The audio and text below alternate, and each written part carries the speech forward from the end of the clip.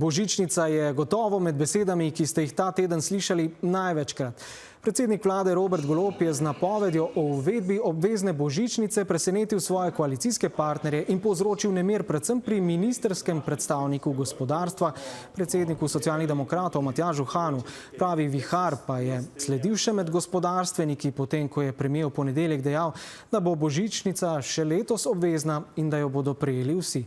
Z nami sta predstavnika parlamentarne opozicije Rado Gladek iz SDS-a in Jožef Horvat NSI. Dober večer obema. Dober večer. Najprej pa poglejmo vzrok, posledico in kompromis. Božičnica bo za vse obvezna. Da ne bomo imeli glede tega kakršnikoli nesporazumov. Prišel bo predlog v Državni zbor in jaz verjamem, da boste takrat lahko pokazali, do koga vam je. Ali do ljudi, ali do redkih posameznih premožnih Slovencev. Gre za preveč pomembno temo, da bi jo mi konec leta, pravzaprav, ko se plani že končujejo in veliko podjetij že plane za naslednje leto dela, šli na licitacijo, kakšna bo nova obveznost, ki bo uzakonjena kak 14 dni prej, ko bo tudi bilo potrebno jo izplačati. To je popolnoma neresno že celotna debata v zvezi z tem. Glejte, glave se ohlajajo, dobili smo kar nekaj signalov in strani kabineta predsednika vlade in drugih predstavnikov vlade, da prostor za kompromise je. Če je prostor za kompromise, se mi že vnaprej ne želimo omejevati. Naj povem še, da ne Gibanje Svoboda, ne Socialni demokrati danes niso uspeli zagotoviti gostov. Kjer se ne širimo mi, se širi nekdo drug, bi rekel vaš predsednik, gospod Gladek, da se bo pri glasovanju o božičnici videlo, komu je mar za vse ljudi in komu je mar zgolj za premožne, je dejal premier. Kaj pravite, vam je mar za vse ljudi? V Slovenski demokratski stranki nam je prav gotovo mar za vse ljudi, ampak predvsem nam je pa mar tudi za gospodarstvo. In predsednik je z to potezo ponovno ponovil, bom rekel, svojo nepremišljenost, kar ni prvič. Prišel je ven z izjavo, ki je presenetila ne samo gospodarstvo, ampak celo njegove koalicijske partnerje. Gospodarstveniki so na nogah, ker vsi smo za božičnico, ampak ne obvezno. Naj jo izplača tisti, ki jo lahko, naj jo izplača tisti, ki želi nadgraditi svoje zaposlene in naj jo izplača v obsegu, ki mu pač dovoljuje. Slišimo gospodarstvo, da je, mislim, da 40% podjetij že zdaj izplačevalo božičnico, približno 30% podjetij pa je že sedaj nelikvidnih. In kaj to pomeni? Če jim damo še dodatno obremenitev, bodo še v večjih težavah. Tako da več premišljenosti bi pričakovali pri premierjevih izjavah. Pa bi vi podprli uvedbo obvezne božičnice, če bo ta usklajena s socialnimi partnerji? Če bo usklajena z socialnimi partnerji, bomo zagotovo resno premislili o podpori. Ampak zaenkrat, kot se sliši od socialnih partnerjev, ta obvezni del jih zelo moti, tako da močno dvomim. Edino, če bi, bom tako rekel, če bi mogoče bistveno zmanjšali ta obvezni znesek. Kaj pa vi, gospod Horvat, ste pripravljeni podpreti božičnico, ki bi jo ljudje dobili že letos? Mi smo za to, da se božičnica izplača, da jo podjetja izplačujejo in da božičnica prosta vsej bremen. To se pravi, da se od božičnice ne plača dohodnina in tudi prispevki ne. Seveda smo za ljudi, saj poznate, da zagovarjamo socialno-tržni model gospodarstva. Ampak na tak način, kot je to premier v ponedeljek v Državnem zboru povedal, v bistvu je to bil neke vrste diktat. Zdi se, da bo eliminiral tudi ekonomsko-socialni svet. Na tak način se enostavno mi enostavno ne gremo. Je pa nekaj zanimivo. Modus operandi Golobove vlade je naslednji. Naredi napako, potem sicer zdaj pred kratkim prizna, da je tudi njihova vlada nezmotljiva, kar je hvale vredno priznanje, ampak zdaj ljudje razmišljajo in so prepričani, da bo Golob božičnico dal. Golob nič ne bo dal. Nič ne bo dal, je pa pravzaprav že trikrat in kmalu bo že četrtič vzel.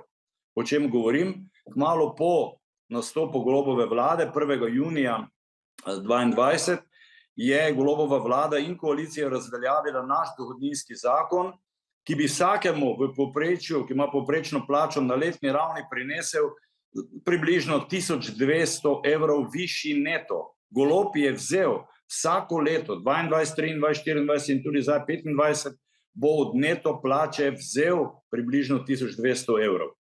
No, zdaj bi pa dal obvezno obvezno božičnico. Tako da, še enkrat, božičnica, ja, neobvezna. Vsi mi se zavedamo, tudi lastniki podjetij in direktori, da so ljudje zaposleni največji, najdragocenejši kapital vsakega podjetja. Dobro. Mediana je za našo medijsko hišo opravila javnomnenjsko anketo o uvedbi božičnice.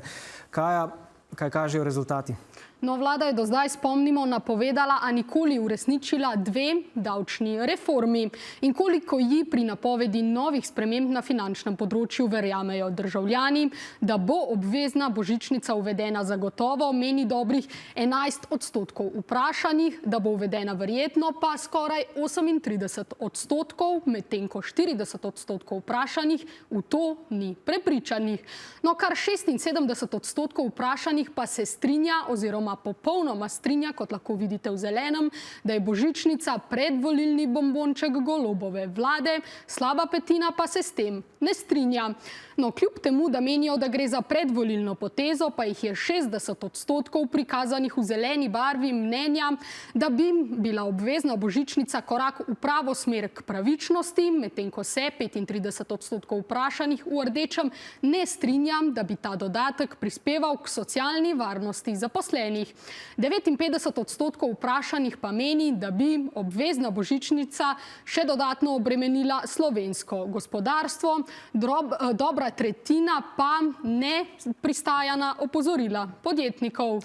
Gospod Gladek, v času covida so se delili dodatki zaposlenim. Zakaj se takrat niste morda spomnili, da bi lahko uvedli tudi božičnico, ki bi bila neobdavčena? Takrat bi verjetno z vidika proračuna lahko to božičnico obravnavali kot ukrep za okrevanje. Ja, tisto so bili malo drugačni časi in mi smo s temi covid ukrepi želeli predvsem cilja določene skupine ljudi. Pač mi smo ocenili oziroma videli, koga ta covid oziroma rekel po eni strani na poslovnem področju ali pa tudi na zasebnem, koga najbolj prizadane tudi finančno, ne, in zato smo pač obrali te ukrepe, da smo preko teh PKP ukrepov podelili določena sredstva določenim ljudem. Zdaj pa, kar se tiče božičnice, mene veseli, no, da ljudje imajo razum, oziroma vsi si želimo, no, lahko tako rečem, vsi si želimo božičnice, ampak me veseli, da je pa toliko treznosti, da ljudje vejo, če že predsednik vlade ne ve, ljudje pa vedo, da denar ne raste na drevesu, da ga je treba zaslužiti, da ga mora gospodarstvo pač zaslužiti in da moramo biti pri temu, bom rekel, precej razumni in deliti oziroma zahtevati deljenje denarja od gospodarstva v okvirih, ki si ga to gospodarstvo lahko privošči. Kaj še to, bo državna blagajna zmogla breme obvezne božičnice? No, po najnovejših ocenah finančnega ministrstva se bodo letos tako prihodki kot odhodki bodo nekoliko nižji od načrtovanih, primanjkljaj pa naj bi znašal 2 milijardi evrov. No, prihodnje leto pa ob rekordnih odhodkih naj bi primanjkljaj znašal 2,1 milijarde evrov oziroma skoraj 3% BDP. No, v nič od tega seveda še ni všteta napovedana obvezna božičnica, ki bi predvidoma povzročila še nekaj 100-milijonsko luknjo v proračunu. Poglejmo pa, kaj o tem pravi finančni minister. In ta zadolženost se nam zmanjšuje celo obdobje te vlade. Za razliko od prejšnje vlade, ko se je izrazito narasla, ampak seveda zato je upravičilo covid. V času te vlade so bile vsaj 3 velike krize.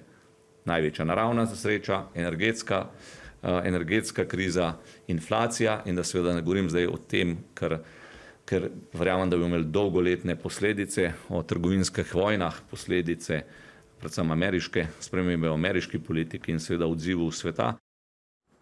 Gospod Horvat, zadolženost je po epidemiji padla, tako kažejo podatki. Se vam ne zdi, da torej minister za finance morda nekaj počne prav?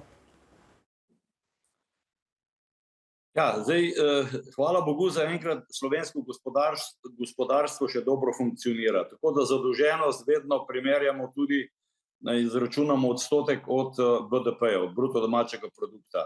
Trenutno je slovenski proračun zadolžen za približno 42 milijard. Nekako me osebno skrbi lahkotnost te vlade, zanimivo tudi ministra za finance, da se enostavno ne sekira glede primanjkljaja, ki bo letos, kot že rečeno, okrog 2 milijardi. Na včerajšnji dan, mimogrede, je primanjkljaj proračuna 1,5 milijarde. Ampak, če se smem dotakniti še grozljivega obdobja epidemije COVID-19, naj spomnim, da smo iz tega obdobja z ukrepi naše vlade dejansko zagotovili, da je prav slovensko gospodarstvo bilo v najboljši kondiciji, če primerjamo druga evropska gospodarstva. To nam vsi priznavajo, Evropski statistični urad, Evropska komisija in tako naprej. Torej bi vi v tem trenutku že zategnili pas pri proračunu za prihodnje leto? Ja, predvsem je potrebno razmisliti o racionalnem trošenju. Treba je vedeti preprosto, kam gre vsak evro, ki ga ustvarimo. In ker ste me že to vprašali, dovolite, da povem, mogoče bo zvenelo lokalpatriotsko, ko se sprašujemo, kam gre denar. Jaz prihajam iz statistične regije Pomurje, že 3 leta je znano in nimam enostavno odgovora, zakaj statistična regija Pomurje per capita po glavi državljana dobi z naskokom najmanj finančnih sredstev za razvoj, za investicije. Črtali so se naši projekti na področju infrastrukture, socialnega skrbstva in tako naprej. Se pravi, periferija je zapostavljena. Gospod Gladek, bi vi zategnili pas, kaj bi recimo odpravili? Morda reformo plač v javnem sektorju, ki je zaposlenim nanesla višje plače, pa reformo zdravstva, ali morda znižali prispevek za dolgotrajno oskrbo in tako naprej. Minister za finance pravi, da so to osrednji krivci za višje odhodke, torej nekaj od tega bi morali odpraviti, če bi hoteli zategniti pas in znižati odhodke. Poglejte, mene pri celi zadevi najbolj skrbi ta prihodkovna stran. Dejansko kaže, da nam prihodkovna stran, bom rekel, slabi. Izkušnja letošnjega leta, ko smo daleč pod načrti prihodkov, in ne glede na to, da je, bom rekel, vlada, če se tako gospodarsko izrazim, letošnje poslovno leto ne bo najboljše oziroma ne bo po načrtih, ker naj spomnim, mislim, da je 14 dni nazaj sem bil v tem studiu z vašim kolegom in takrat je, ko je bila zelo vroča novica milijardo primanjkljaja do meseca avgusta. Takrat je minister rekel, vse gre po načrtih, vse je bilo načrtovano. Ampak načrt je bil 1,870 milijonov primanjkljaja. Včeraj pove 2 milijardi. Ampak kljub temu še dvigujemo odhodke po eni strani za investicije, po drugi strani slišimo recimo od ministrice za infrastrukturo, da je ta del problematičen, ker nimamo enostavno resursov oziroma gradbena operativa ni v stanju vseh teh investicij speljati, tako da mislim, da se na koncu lahko najdemo spet v temu, kar Fiskalni svet že, bom rekel, celoten mandat poudarja, da gre za zelo nerealno načrtovanje. No, kar ste pa, če se dotaknem, ko ste hotel, katere stvari bi spremenil oziroma katerih stvari bi se dotaknil, pa prav zagotovo dolgotrajne oskrbe. Poglejte, ljudje, ki potrebujejo dolgotrajno oskrbo. Ukinili ta prispevek, znižali? Znižali absolutno. Predvsem pa, poglejte, naša vlada je imela pripravljeno oziroma je bil že uzakonjen zakon o dolgotrajni oskrbi, ki ga je nova koalicija, sedanja vlada, bom rekel, prestavila, in ta izvedbeni del jim pač ne gre, po domače povedano. Ker da ni bila pripravljena finančna konstrukcija tistega zakona. Ja, zdaj očitno finance se je pokazalo, da finance niso težava, problem je izvedba. Problem je sama izvedba in prav zagotovo bi bilo treba razmisliti o višini prispevka, ker kar se hoče reči, ljudje, ki bi potrebovali dolgotrajno oskrbo, plačujejo odstotek, ne morejo pa dobiti dolgotrajne oskrbe, kar je izredno žalostno. Še to, vlada je včeraj za nezaželeno osebo v Sloveniji razglasila izraelskega premierja Benjamina Netanjahuja. Poglejmo izjavo. Vlada je na današnji seji sprejela ukrep proti Benjaminu Netanjahuju, predsedniku vlade države Izrael, ki sledi že sprejetim ukrepom proti dvema ekstremnima izraelskima ministroma Ben-Gvirju in Smotriču. Sprejetje tega sklepa vlade Republike Slovenije ne pomeni ukrepa proti izraelskemu ljudstvu, temveč pošilja jasno sporočilo vladi države Izrael, da Slovenija pričakuje dosledno spoštovanje odločitev mednarodnih sodišč in mednarodnega humanitarnega prava. Gospod Horvat, če boste sodelovali v prihodnji vladi po parlamentarnih volitvah, preklicali vse ukrepe, ki so bili ob tej vladi sprejeti proti Izraelu? Najprej bi, če dovolite, samo en stavek še povedal na prejšnje vprašanje. Kolega Gladek je odprl eno bistveno vprašanje, in sicer prihodkovno stran slovenskega proračuna. Vedno, ko poslanci razpravljamo o proračunu, se vedno največ razprave, 99% vrti okrog odhodkovne strani. Mi imamo na prihodkovni strani strahovite probleme, mi imamo probleme z konkurenčnostjo, ker smo v prostem padu, mi imamo probleme s produktivnostjo, mi smo v letošnjem letu izgubili v gospodarstvu, v zasebnem sektorju 5800 delovnih mest in tako naprej in tako naprej. Nimam nič proti, da smo popravili plače v javnem sektorju, pričakujem tudi, da se bodo storitve javnega sektorja bistveno izboljšale, ampak v javnem sektorju so tudi delovna mesta, ki pa jim je ta plačna reforma pravzaprav v posmeh. Poglejte samo skrbnike v domovih za starejše, njim se je plača bruto dvignila tam približno za 50-60 evrov. No, zdaj pa to ključno vprašanje, kar je vlada včeraj razglasila premierja države Izrael Netanjaha za persona non grata. Osebno ocenjujem in mi v Novi Sloveniji smo mnenja, da je to korak nazaj od miru. To je korak nazaj. Na nek način je to tudi klofuta Palestincem, nad katerimi se izvajajo vojni zločini. Res je, v Gazi se izvajajo vojni zločini z obeh strani, da se razumemo, z obeh strani.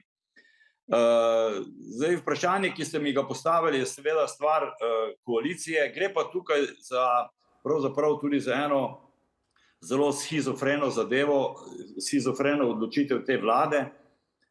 Na eni strani Netanjahu persona non grata, na drugi strani kupujemo orožje od Izraela, potem bi radi kupili 2 helikopterja od firme, podjetja Leonardo, ki dobavlja orožje Izraelu in tako naprej.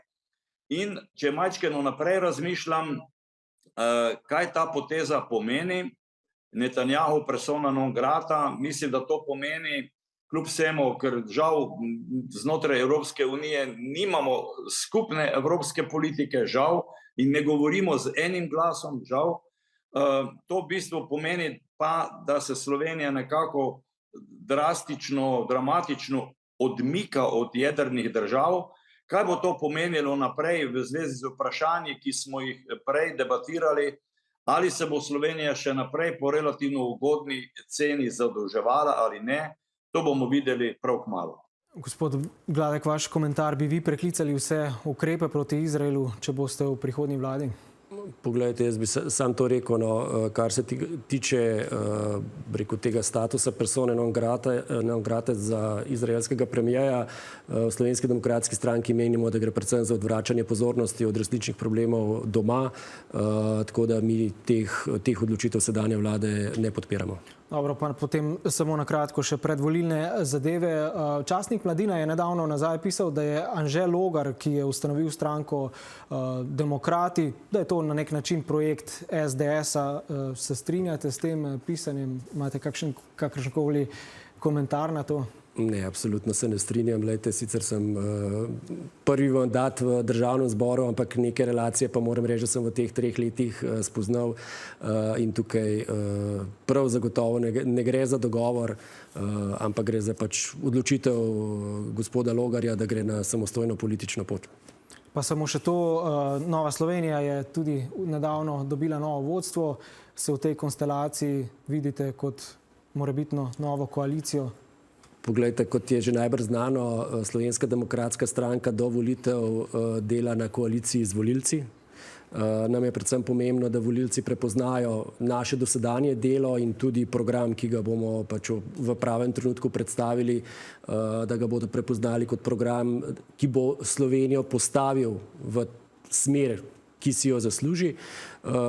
In odvisno od volivcev, kako se bo odločili na volitvah, če bo, mi si želimo, da bi dosegli tako imenovano ustavno večino razuma, da bi sodelovali z strankami, ki imajo podoben program oziroma zagovarjajo podobne vrednote oziroma imajo podobne cilje, kar se tiče Slovenije, ampak o tem se bomo pogovarjali po volitvah, ko bodo volivci odločili, komu bodo dali svoje zaupanje. Dobro. Najlepša hvala obema, da sta bila nocoj naša gosta.